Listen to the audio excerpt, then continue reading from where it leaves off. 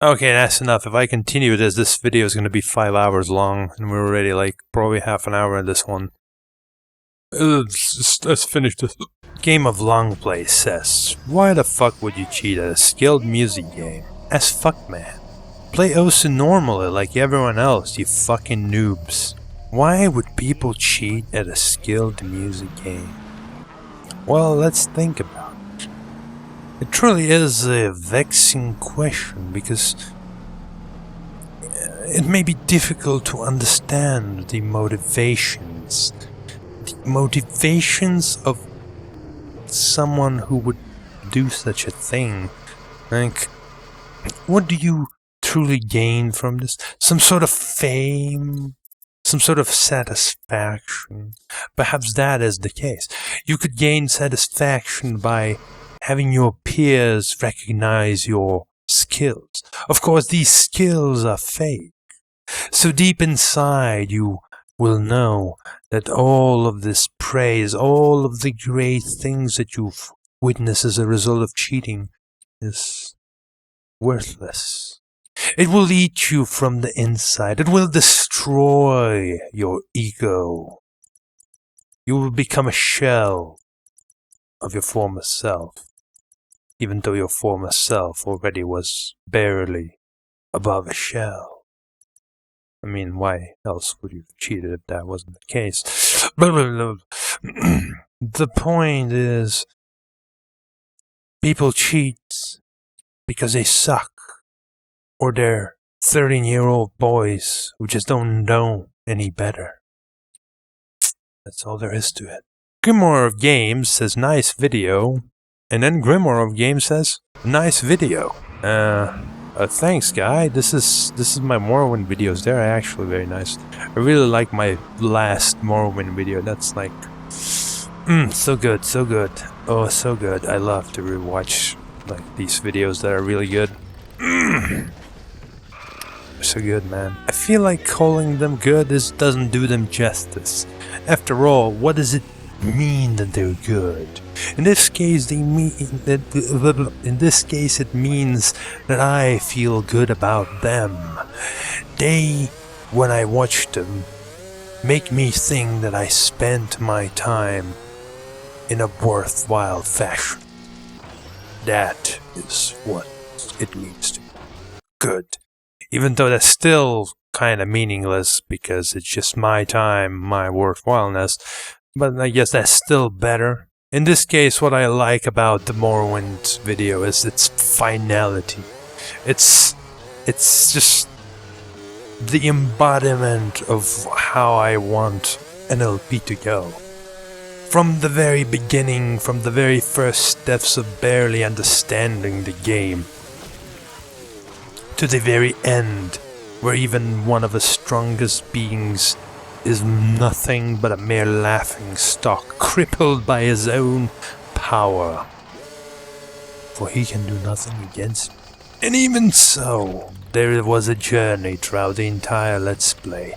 A growth of power, a growth of story to a certain degree, I guess, though it was a little bit convoluted due to reasons. But it was still good and great, as in worthwhile. And Morrowind is definitely going to be one of those Let's Plays.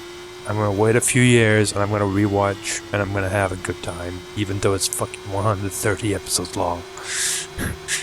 I must admit I haven't watched any of my long Let's Plays through again from scratch, though I do come back to some specific episodes. I only have watched through my very original, that's what the very first Let's Plays, which are kind of short, because they're short games, like Just Cause. I'll probably watch Just Cause 2 before playing Just Cause 3, like fucking a decade later or something, I don't know. We'll see. Yamamoto Genryusai says, damn, ellipsis, ellipsis, ellipsis. I just know about this. 2/3 of ellipses. Actually beat this game with the mouse lagging. No wonder fighting the ruined sentinels is so damn hard. Ellipsis, ellipsis. You can do it without tweaking anything. You just need to put a delay in your finger clicking movement. 2/3 of ellipses. It's excruciating ellipsis. Yes, it is. I remember my first session of Dark Souls, and boy was I glad that I fixed that fucking shitty broken mouse control bullshit.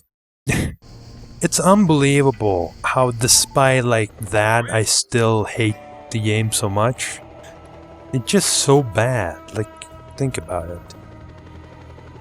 It could have, like, everything I've tried and done just went better, but the game still was going down.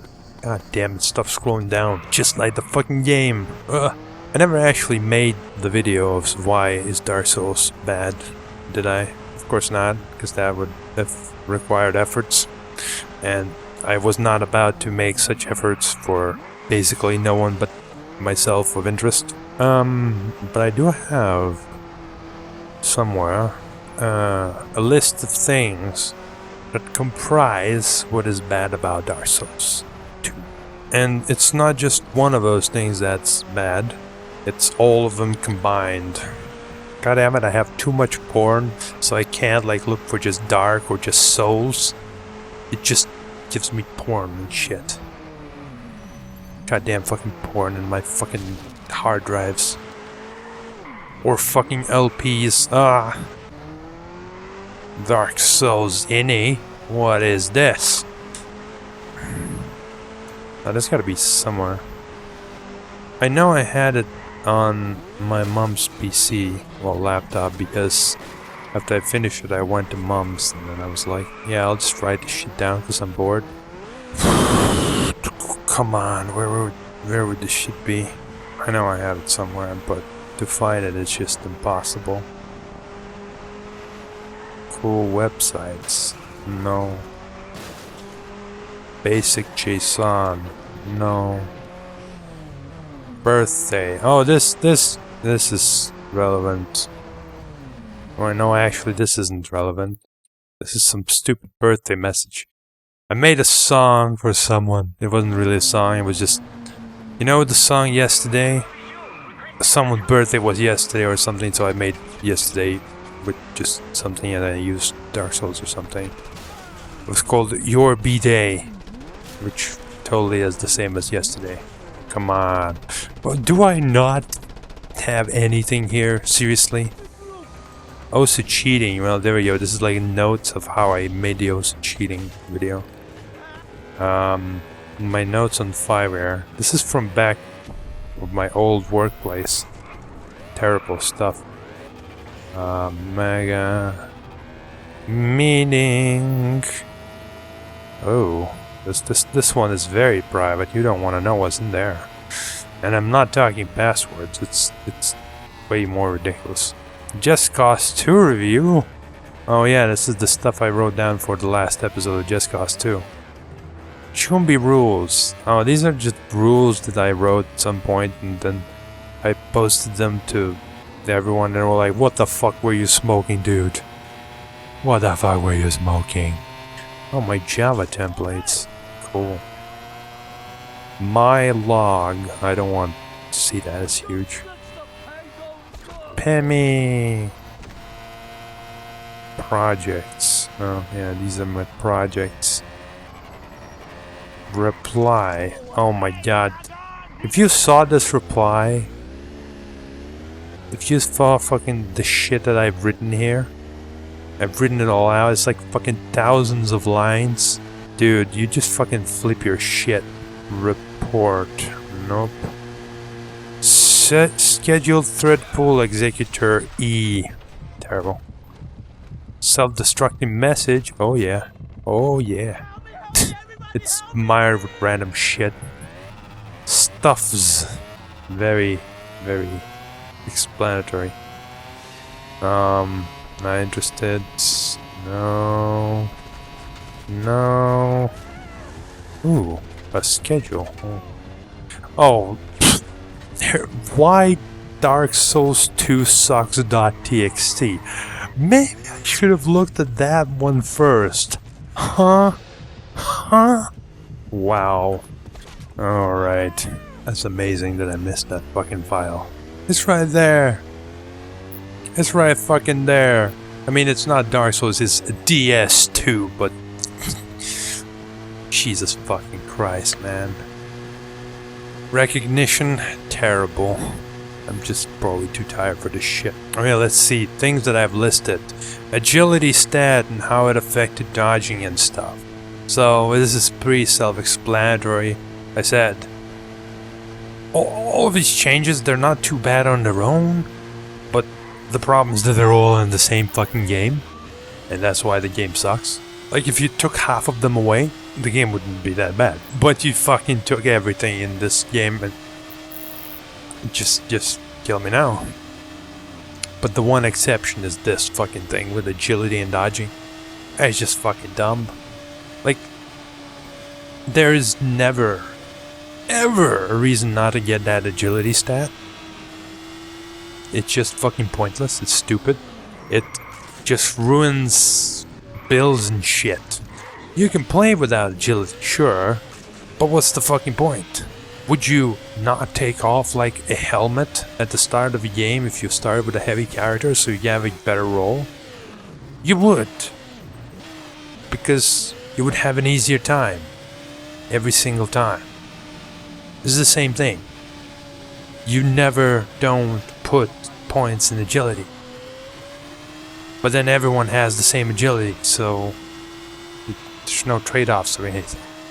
It's just dumb. It's just one of the dumbest fucking ways to set up dodging and stuff.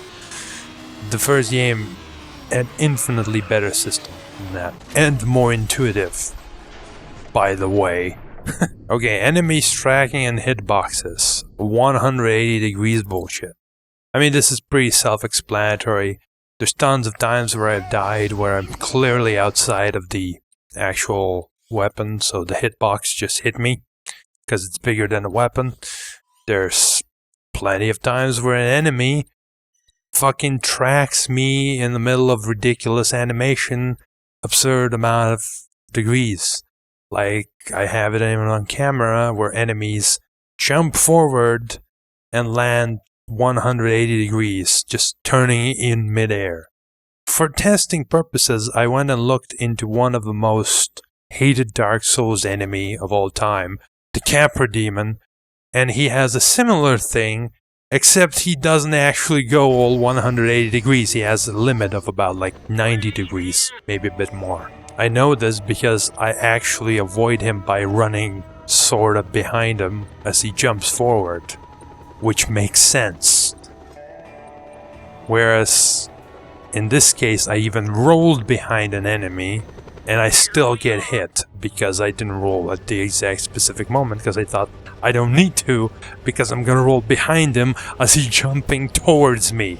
Oh yeah, that makes so much sense that the enemy would turn around 180 degrees and land on you. That's so sensible. Next thing, significantly reduced remove invincibility during actions.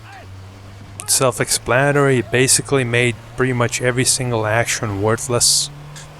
Like, a good example is the skeletons that I fought after making the carriage in the whatever fucking carriage boss fight. You know, the one I shot with arrows until he was dead for 20 minutes. I backstab a couple of skeletons there, and as I'm backstabbing them, I keep getting hit by the other skeletons, which means that backstabbing them is extremely dangerous because you keep getting hit.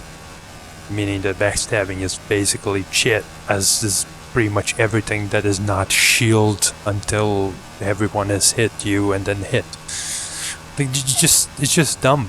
I can maybe somewhat understand, like, when you're pulling a lever or something, but I think it made the game much more interesting when you could just, run past and get, like, exactly on the right spot and hit the action and then be invincible.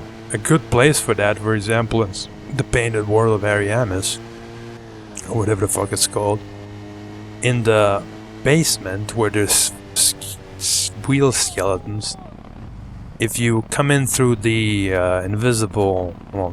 if you come into the magical doorway, the hidden doorway, you can run up straight at the action and avoid the damage from the skeletons. Yeah, of course, need to know it is there. You won't see it. It's very nice, very cool way to skip through that segment and not have to fight it all the fucking time. Which is the main the reason why Dark Souls works is because you don't have to fucking fight through everything every single fucking time. If you had to fight through everything every single fucking time, it would be dull and boring and nobody would fucking play that shit. It's also the reason why a lot of people quit, I think, is because they keep trying to fight through everything every single fucking time instead of, oh, you know what, maybe I can run past these guys. PvP regardless of humanity. That was the thing that I thought would kill the game for me. I thought that's gonna be the killer. It's like I'm gonna get invaded and I'm gonna hate it. The irony, of course, is that I didn't get invaded once. Maybe I got invaded once, but the player was so bad I thought it was an NPC. Of course, there was invasions in the area before the gargoyles, but I don't count that one. That's a PvP area. It's not the same. I could have just entirely skipped that. It's not like part of the game or anything. But yeah, it's like I thought it would be so terrible. And it still is terrible. I think it's really stupid to mix PvP and PvE. I think it should be entirely up to the player's choice. The choice should potentially grant him some negatives, you know, maybe, you know, the game would be harder if you choose to not PvP, that's fine. But the point is that you should never just be straight up, oh, well, you have no choice, you have to PvP. You know why? Because that leads to people playing offline. They'll just turn off their internet connection and then miss out on a lot of online features which aren't really necessarily helpful, like notes. They're not really helpful, but they add a lot of flavor to the game that people are now gonna miss out on because they don't want to be invaded in the middle of, like, I don't know, maybe a run in which they don't want to die. I mean, how fucking dumb is it to have a mechanic where you shouldn't die throughout the game? Because if you beat the game without dying or something, you get something special. And then have PvP permanently on, meaning you can get invaded at any point. And, you know, the invader could just hack you or something. You know, you just be a hacker or whatever, kill you. You know, in the first game, you could actually do something sensible and just never become a human. Problem solved. So, it would have made sense in that game, because there was a mechanical way to avoid bullshit. In the second game, you can't avoid bullshit, you have to turn off your internet connection if you want to do the challenge properly. That's why it's dumb. It's just dumb. Again, it's not necessarily bad. If some of the other things were in the game, for example, actions making you invincible, whatever, I could just run away. Oh, except since you're no longer invincible while you're running through a fog door, you can't run away from PvP. Defeating the, oh my god, the entire idea of PvP in Dark Souls 1 was to catch the player before he runs away. That's the entire premise. And they fucking ruined it. You suck. HP reduction after death. Binding good. Resurrection retarded. So, what does this mean? Okay, so when you die you lose hit points. That's the stupidest fucking hack ever introduced into Dark Souls game. I don't give a shit if it was like in Demon Souls. I think it was. I'm not sure. I never played Demon Souls. I've never seen anyone play Demon Souls. I think it was there. It's still fucking retarded. That shouldn't cost you. It's just like that. Like, that should only cost you time. It shouldn't cost you resources. It's just as simple as that. When it costs you, like, you know, time, so like, you know, souls or whatever, you lose some. It feels bad, but at the same time, you can still sort of risk it. You will never risk dying in Dark Souls 2. Why would you? If you die, you'll just lose way too much. There's just no point in that. Like, what I mean is, like, for example, in Dark Souls 1, I might choose to press onwards a little bit with bosses worth of souls. I might. Some cases I may even have done that, I'm not sure. I don't think I would ever choose that in Dark Souls 2, and this also lies in with some other mechanics in Dark Souls 2. which really supplements such a choice, like for example the ability to teleport from the very start of the game. But the point is, there's just no reason. The whole risk just isn't there because it doesn't make sense to put so much into risk. Unless, of course, you play the entire game with half the health, which I try to do, which still is stupid because the game isn't balanced around playing it with half the health. And by the way, the binding is the Ring of Binding, which helps a lot. It helps a lot. It almost eliminates the health issue because 3/4 versus half is a big difference. It's like 50% more health. Okay, right? You can live with that. But it's still stupid. It's just a bit less stupid with that ring in the game.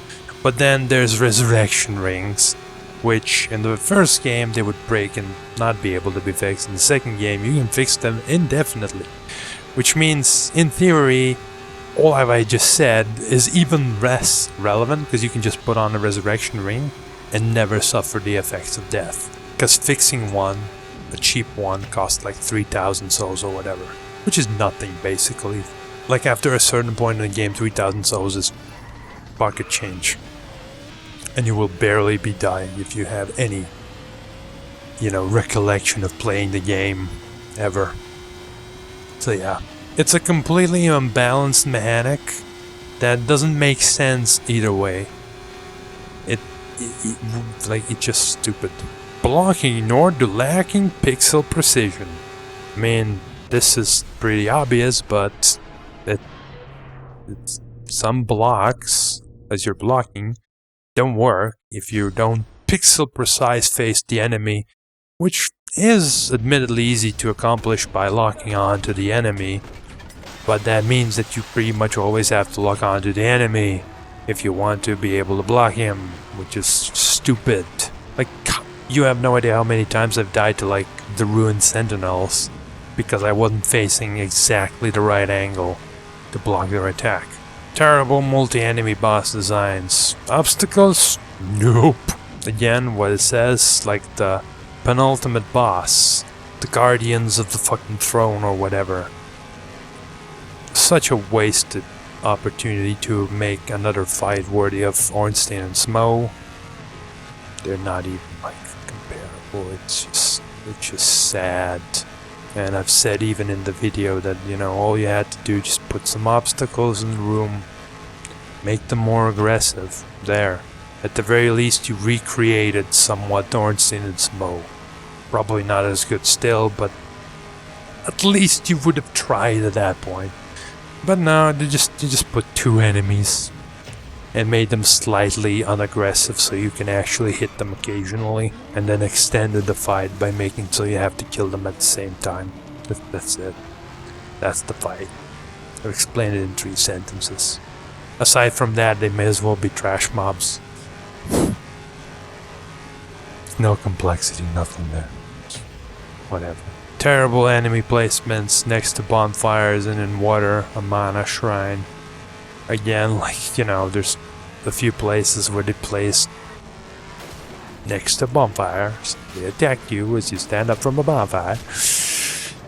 They're placed in water, and there's no way to avoid being slow in water, and they're placed in such a way that as you're fighting one range enemy which won't chase you, you aggro another range enemy which won't chase you over and over again. Meaning this entire zone just yells, "Hey, shoot me from ranged." Oh, you're a melee character? Well, go fuck yourself. Enemy stagger and damage, extremely inconsistent. I've learned since that it depends on where the attack lands, sort of. Like, if you hit them in the head or something, you do more damage, and you stagger them potentially more depending on what helmet they have. It's stupid. In a game where you cannot have... This would work in a game where you would have fine-grained control of where your hits land. If I could just, finally choose that my swing goes higher or lower or something like that, it would make sense. Because I could aim and then hit. But because I only have one attack animation, that means what I can do with an enemy may as well be random, because it depends on what the enemy decides to do with me, and then my positioning relative to the enemy. Sure, I could try to hit him in the head or something, but to do that I'll have to position myself for God knows how long while he's trying to hit me and obviously not standing still, which means it's utterly pointless and makes the entire system utterly pointless, because it basically may as well be random. Maybe this makes more sense in PvP, I don't know, because a PvP game isn't about, it's probably more attrition based maybe, I don't know, again I don't play PvP.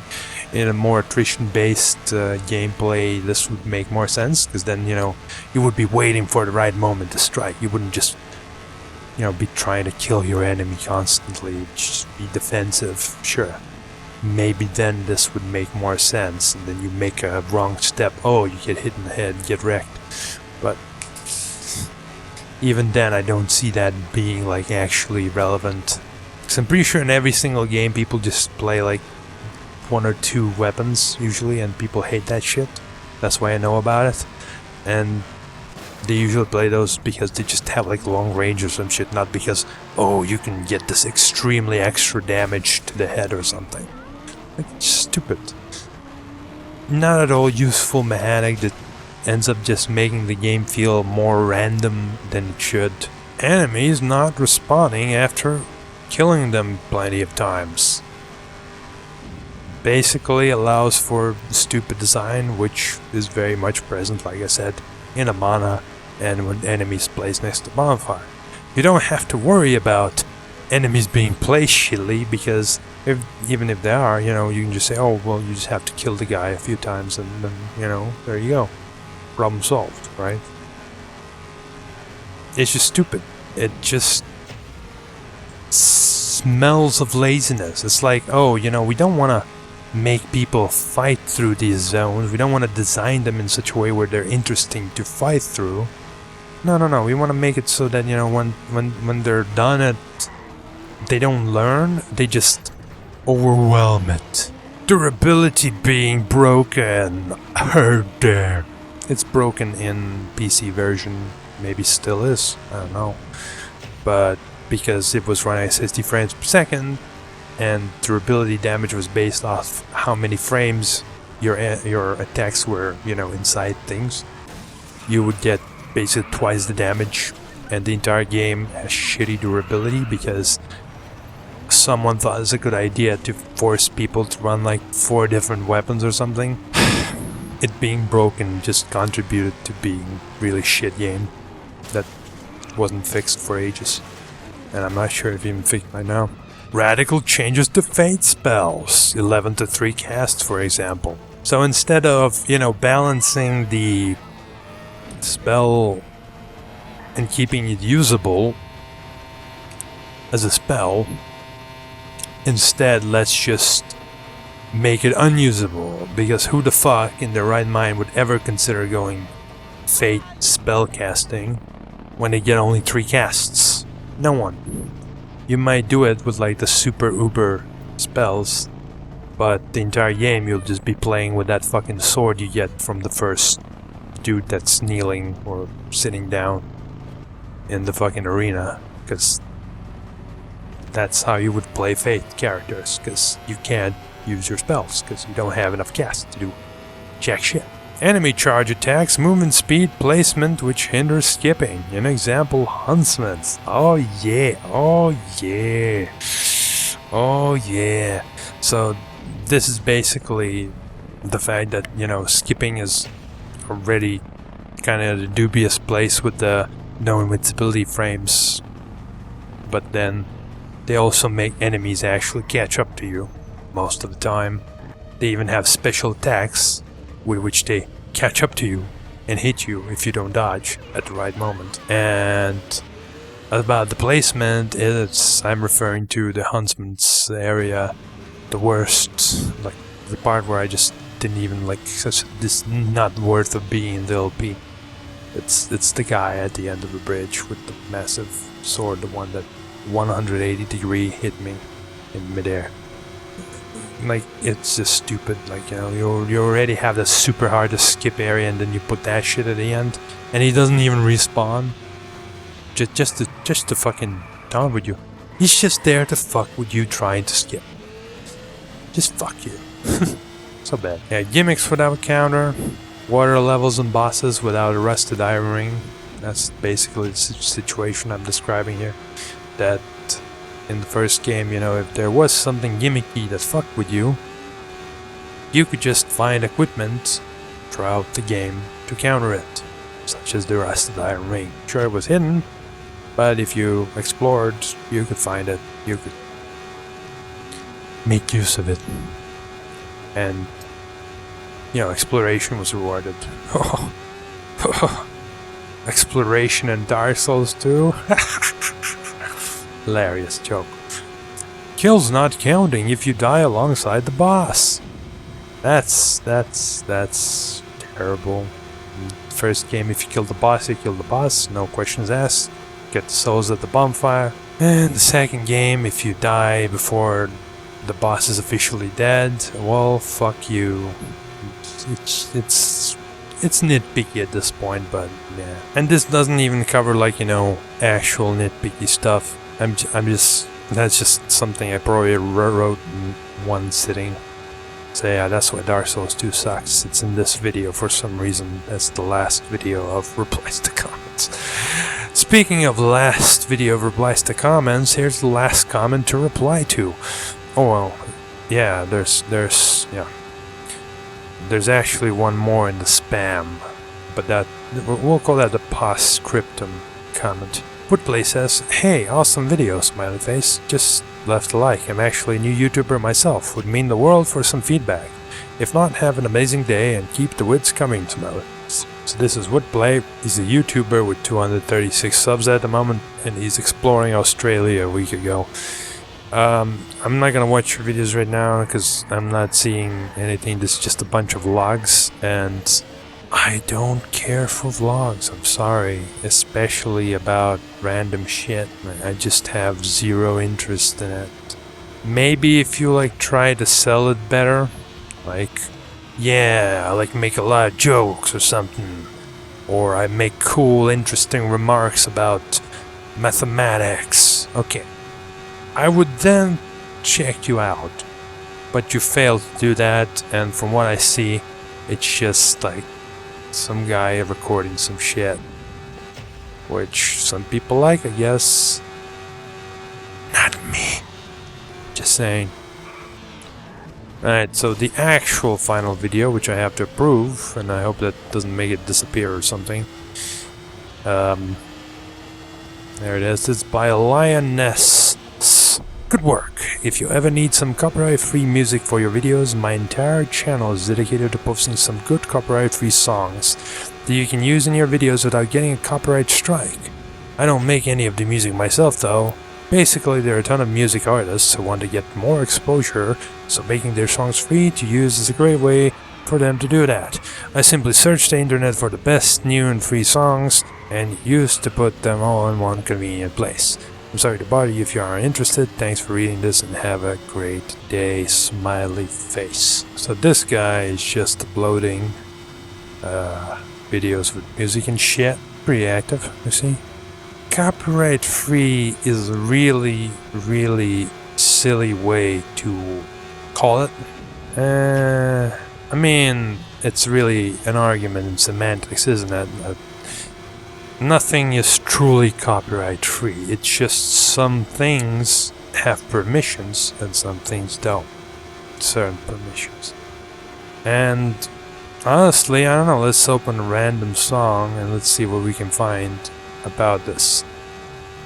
I don't see it. And here's a comment from the video I just opened. If you have any copyright issues with the song uploaded, please contact us ASAP. See, when you put shit like this at the bottom, it makes me think that you don't actually know if the song is or isn't copyright free according to your definition of copyright free. You just took something and then, you know, put it up. Maybe it's not you necessarily. I saw you have like some kind of a form in your about page. You have a link to a Google Doc, and you basically give them your email address, which is the only required thing. I could just give him some email address. Let's give him an email address of Facebook. Facebook email address. Can I do that? How do I add or remove an email address from my account? Help Center. Facebook support email address. info@facebook.com. Okay, there we go. I was hoping for something more conspicuous. There you go. Submit that shit. Thank you for your submission. Oh, baby, yeah. Yeah, I submitted. God fucking damn it, dude. I hope he comes across this reply, like, you know, at some point and then realizes, oh, that's what that was. Oh my god, it's just, I mean, that's slightly, how to best put it, less rigorous than I would want from someone I would trust with copyright. I'm sure most of these are, like, if you actually take his videos and use them and stuff, you'll probably at worst get some ads, because they probably would have been taken down by now otherwise. Unless, you know, maybe you're a big YouTuber, but I just don't see how you can reasonably expect people to actually use this in a trustworthy manner, you know? Like, the least I would do in your position is have some guarantees. I say, yeah, you use my videos, if you have problems with copyright, I'll come and fix that shit, yeah? Yeah. Like, I would expect at least that as a minimum from someone who claims to be copyright free. That's, you know, that confidence that you actually can, in fact, come and fix it if something goes wrong. Whereas right now it's more like, yeah, I might have some actually copyrighted songs, but who cares, right? You know, who cares? I'll just remove them from my channel, you can then remove them from your channel, and everything's gonna be fine, right? Fine. No, I don't really trust you in that regard. But, good luck. Sure, there's some decent songs there. In there, at the very least. Or some anime wallpapers, at the very least. Okay, I've been talking for almost an hour and a half. I can't handle this anymore. This has gotta end now, before I die or something. So, this was it. The ultimate... not the ultimate, but the ultimate video of Plastic Comments. I don't know when this will come out. It might come out fucking next month, if I'm just not up to it. Oh shit, that's right, I should have released the video today. Good thing I remember something. For reference, I'm releasing the 47th part of Baldur's Gate, called More Things to Desecrate. Oh yeah. This way you know when this is happening, if you're at all interested, which you're probably not. So yeah, in the future, if you write a comment, you can actually expect me to reply directly, so if you're interested in that, go ahead. Make my day. Alright, thank you guys for watching and commenting, and I'll see you later.